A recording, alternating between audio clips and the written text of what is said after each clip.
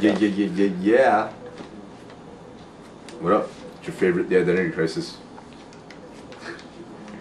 Your favorite homeboy, The Identity Crisis. I hope you don't know any of the THEiDCs, The Identity Crisis, because I don't want to have to sue nobody. Welcome to another edition of Eqotw. Remember to send your questions in to THEIDC@hotmail.com. Much like my buddy, my favorite West Virginian, Dave, wants to know, dear the IDC, with all of the eating out that you do, what do you do for your hemorrhoid problems? Dave, as the saying goes, don't assume. I forget the rest of the saying.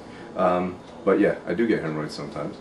And when I do, I think back to 1927, where my great nephew on my brother's side told me about this family remedy that had been within our family for generations. And what he said is, you take a piece of fresh steel wool, make sure it's soft, you know, and make sure you smell it first and make sure it's not used. I think this one actually is used. And you soak it in 2 cups of lemon juice for about 2 days. After 2 days have gone, what you do is you take some dish detergent and you pour it over top, and then you begin to scrub the infected area like this. Make sure you do that sort of bicep curl motion like that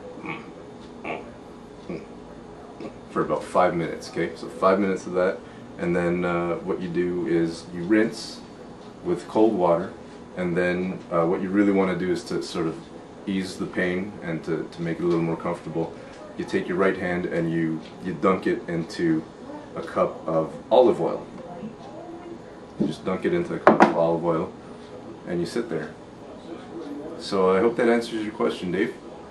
Come back next week for another edition of Eqotw.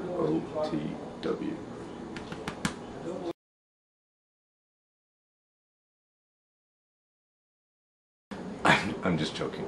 I've never actually had hemorrhoids that I know of, but I have had quintuplets.